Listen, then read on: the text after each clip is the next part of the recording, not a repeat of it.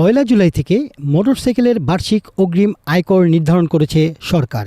110 CC পর্যন্ত কর মুক্ত থাকবে এবং এর বেশি সিসিতে গুনতে হবে 10,000 টাকা পর্যন্ত। আগামী 2026-27 অর্থবছরের বাজেটে দেশে প্রথমবারের মতো মোটরসাইকেলের উপর সিসি বেঁধে বার্ষিক অগ্রিম আয়কর AIT আরোপের পরিকল্পনা করেছে ন্যাশনাল বোর্ড অফ রেভিনিউ। প্রস্তাব অনুযায়ী আগামী 1 জুলাই থেকে শুরু হয়ে যাওয়া নতুন অর্থবছর থেকেই এই কর কাঠামো কার্যকর হতে পারে। প্রস্তাবিত নতুন নিয়ম অনুযায়ী 110 সিসি পর্যন্ত মোটরসাইকেল সম্পূর্ণ করমুক্ত থাকবে। তবে 111 থেকে 125 সিসির মোটরসাইকেলের জন্য বছরে 2,000 টাকা এবং 126 থেকে 165 সিসির জন্য 5,000 টাকা এবং 165 সিসির বেশি মোটরসাইকেলের ক্ষেত্রে 10,000 টাকা পর্যন্ত অগ্রিম আয়কর পরিশোধ করতে হবে। এটা যুক্তিসঙ্গত হইল না তো। এটা তো আমরা বৈধ গাড়ি, এটা ট্যাক্স টোকেন দিয়া প্রতি বছরে এটার ট্যাক্স দেয়া হয়, তার উপরে যদি আবার প্রেশার দেয়া হয় এটা জুলুম হয়ে যাবে বাইকারদের উপরে। আর কত অবৈধ গাড়ি আছে, অটো রিক্সা, তাদেরকে বন্ধ করা উচিত আমি মনে করি। তাহলে আমরা বাইক বেচে অটোই চালামু, ওই অটোর মালিকরা ওই চিন্তা করব কত টাকা দেওয়া লাগবো না লাগবো, এটা অটোর মালিক চিন্তা করব। এটা তো আমাদের চিন্তা তখন থাকবে না, এটা বেচে আমরা তখন অটো চালামু। এনভিআর জানিয়েছেন এটি কোনো অতিরিক্ত কর নয়। মোটরসাইকেল মালিকরা বার্ষিক আয়কর রিটার্ন জমা দেওয়ার সময় এই অগ্রিম কর মূল করের সঙ্গে সমন্বয় করতে পারবেন। মূলত মোটরসাইকেলের ফিটনেস নবায়ন বা বাংলাদেশ রোড ট্রান্সপোর্ট অথরিটি এর বিভিন্ন সেবা গ্রহণের সময় এই কর আদায় করা হবে। ভাই, যুক্তি অযুক্তি তো আমাদের করার কিছু নাই। সরকার যে আইন করবে সেই আইন অনুযায়ী চলতে হবে। সরকারি আইন তো ভঙ্গ করার অধিকার আমার নাই। সরকার যদি ভালো মনে করে তবে আর একটু কমাইলে ভালো হয়ে যেত। এটা একটু বেশি হয়ে যায় আমাদের জন্য, আমরা মধ্যবিত্তের জন্য আমাদের জন্য একটু বেশি জুলুম হয়ে যায় এটা। সংশ্লিষ্ট সূত্রে জানা গেছে দেশে বর্তমানে নিবন্ধিত মোটরসাইকেলের সংখ্যা প্রায় 49 লাখ। এর মধ্যে প্রায় 38 লাখ মোটরসাইকেল এই করের আওতায় আসতে পারে।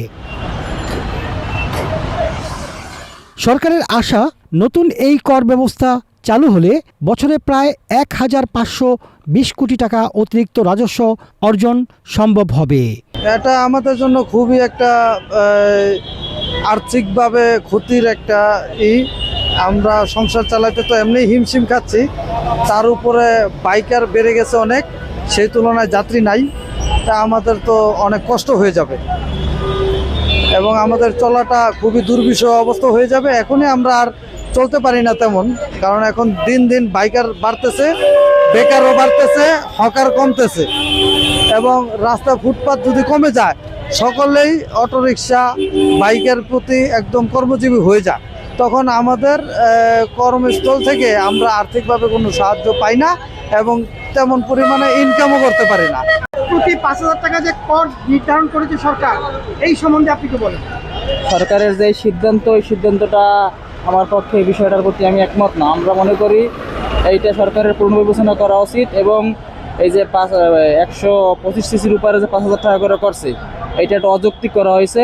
এইটা আমার প্রয়োজন, আমার মতে হলো যে সরকারের এই বিষয়টা সংশোধন করা উচিত এবং পুনর্বিবেচনা করাই, এবং যারা বাইকার আছে তাদের জন্য বিষয়টা পুনর্বিবেচনা করার জন্য সরকারের ঊর্ধ্বতন কর্তৃপক্ষকে আমি আকুল আবেদন জানাবো এইটাই, যে এই যে নতুন করে যে ভ্যাট বসানো হয়েছে এইটা সম্পূর্ণ একটা অযৌক্তিক একটা বিষয়।